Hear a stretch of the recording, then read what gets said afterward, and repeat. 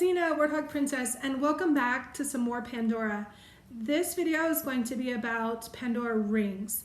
I do not have the so-called stackable rings. These are all a little bit older individual focus pieces on their own, but they do have a lot of different styles now, and in fact, these are probably all retired now, but we'll look at them anyways.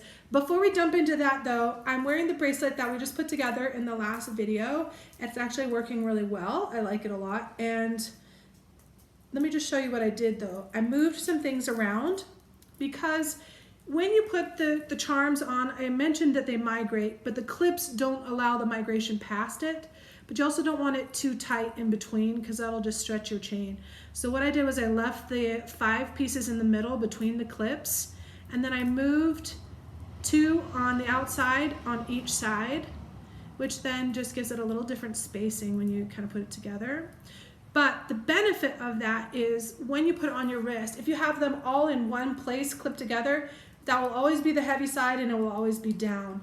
If you forcibly separate them like this, then when it's on your wrist, there's always going to be some on any piece around the thing. One other thing to mention, I said that I put this all the way past the threads and let it go like that.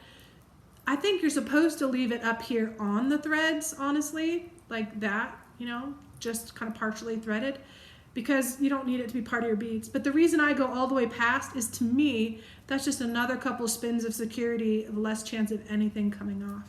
For what that's worth. It doesn't really matter. You don't gain any space or anything one way or the other. But when you're putting it on, okay, my dog is going to get it. Stop. It's my fault for leaving the door open. Anyways, I like the charms to be readable, so I have to look at that when I put it on my wrist. If I put it this way, then when I'm showing it like this, then see how you can read them.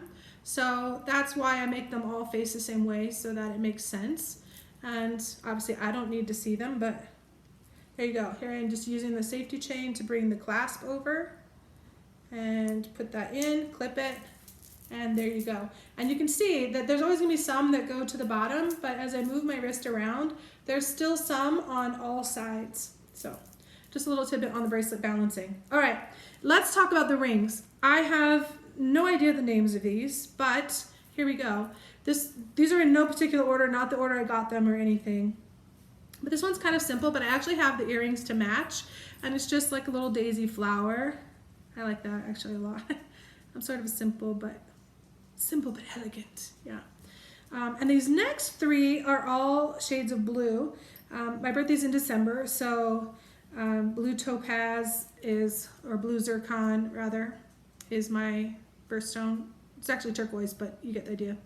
So then I have these ones. This one is the chain of it, or the ring is sort of like a chain that matches that necklace that I got. So if I'm wearing a pendant that matches, that ring makes a lot of sense. But I like that it's a big jeweled face. And then this next one, I'm not even 100% sure if this is Pandora. I think this one might actually not be. So it could be wrong, but it's sitting in my jewelry box with the Pandora ones because it's that light blue that matches. I think this actually was a gift from my brother, so I don't think that's Pandora. I could be wrong, but for sure this next one is Pandora. And this one is a little bit of little bling in the circle around the blue.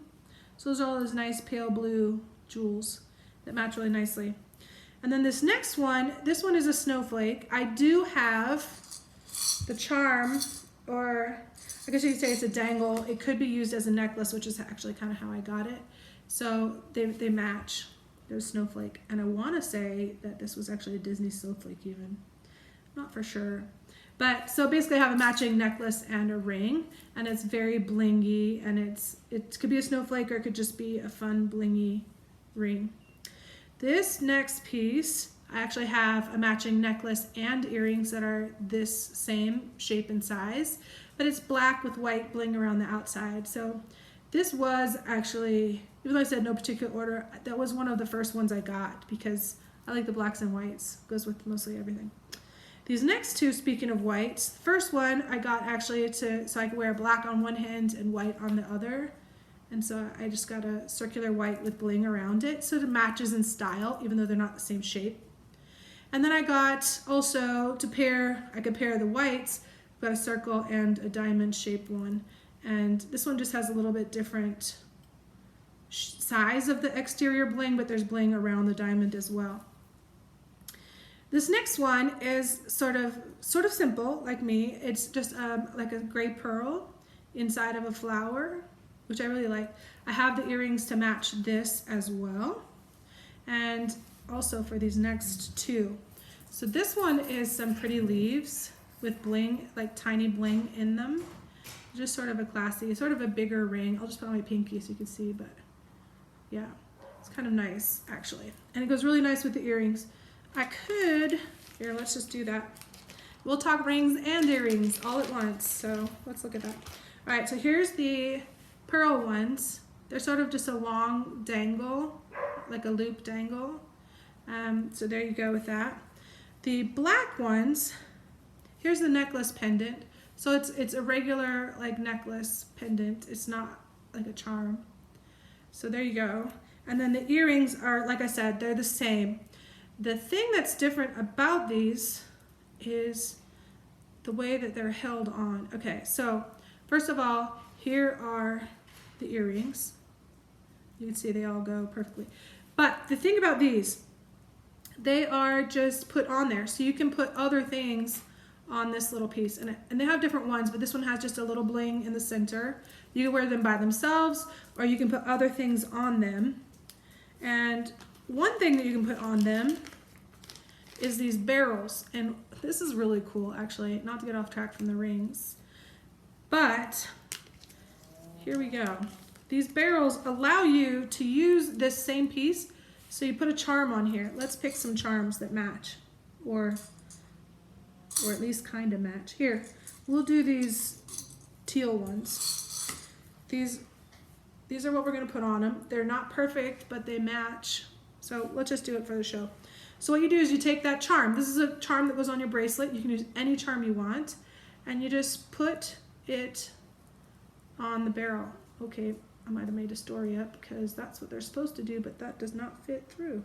Huh. Okay, but I have some that have a bigger opening, so we'll just use those and see if they work. Yup.